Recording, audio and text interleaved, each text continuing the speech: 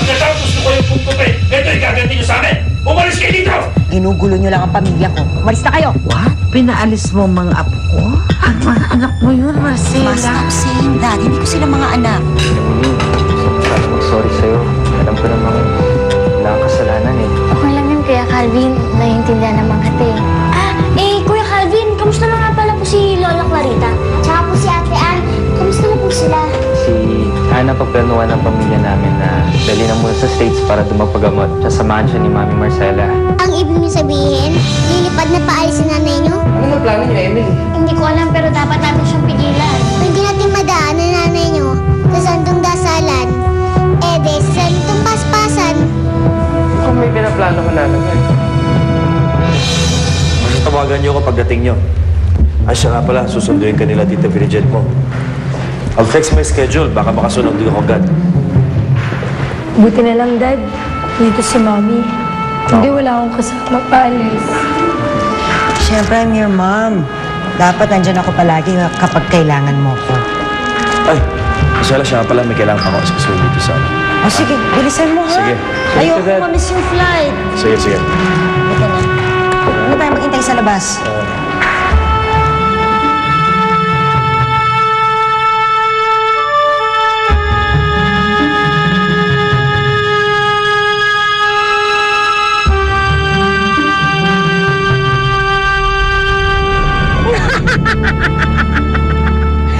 Sa wakas, wala na rin takas ang mga bubut na ito.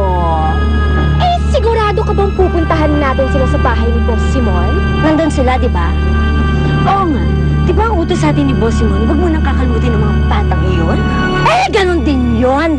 At saka sigurado kong matutuwa si Simon kapag nailigpit na natin ang mga batang ito.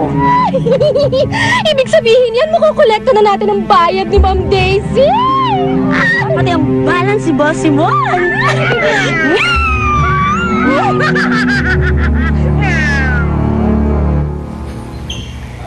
Magaling naman na yan. Pwede mo lang tanggalin yung cast mo anytime. Thank you po, kuya. Ang kati-kati na rin po kasi. Sige, pwede na. Sige po. Junix, hindi ba yung nanay mo yung nakita nating pasakay kanina? Alis na siya? Kaya nga, ate.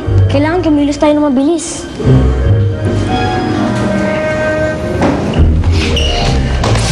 Hinihintay na lang nila si Tito Simon. Wait lang natin si Kuya. Chillax! Ayan, o. Artie, kuya. Sige, pinapadala mo. Ano ba yan? Yan, sigurado ka ba dito? Ito lang ang tanging paraan para hindi makaalis si nanay niyo. Sige kayo, hindi niyo siya makita. Gusto niyo ba yan? Ayaw, o. Yun naman pala eh. Oh, teka, ano bang laman niya? Patigin niya! Ate Mimi naman.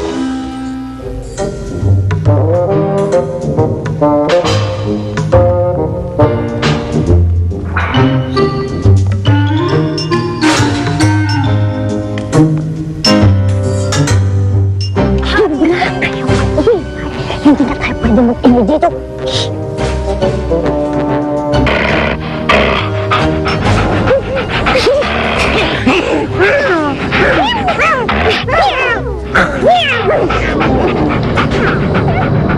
Sino kayo? Picture kami ni Emily, Junix, tsaka ni Farah.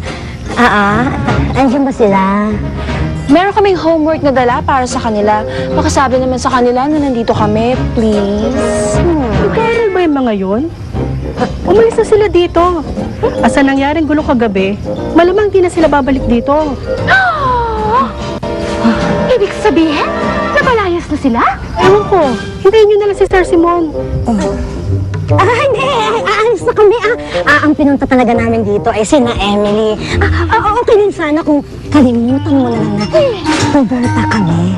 Okay?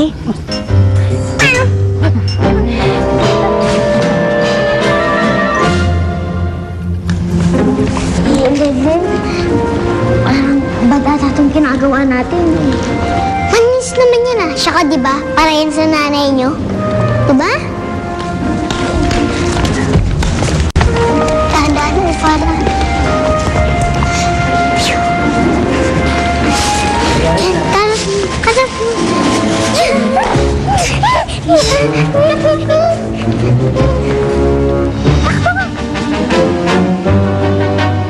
Ay! Ang daming daga!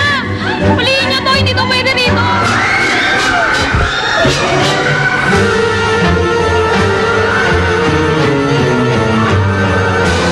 Nangyayari?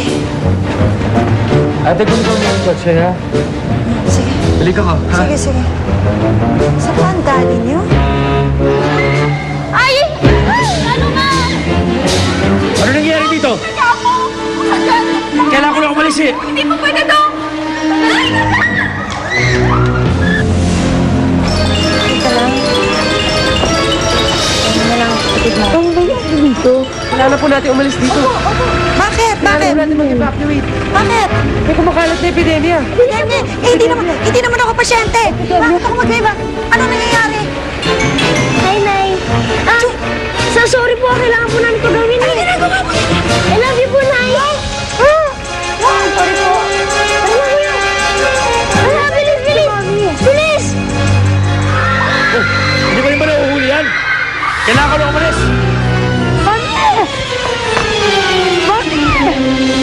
Daddy! Sige na, Daddy! Hindi ko po. Daddy! Sige na, Daddy! Hindi ko po. Mami! Oh my God! Ay, ano ka ba? Mami! Makikitaan, makikitaan. Padaan mo. Kayo na naman. Anong ginagawa niyo dito? Sige na, Daddy! Hindi ko po. Mami! Padaan niyo ako, padaan. Sige na! Sige na!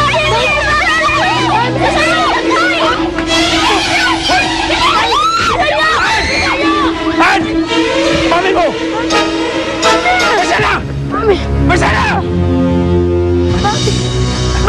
Daddy, si Ma! Mami!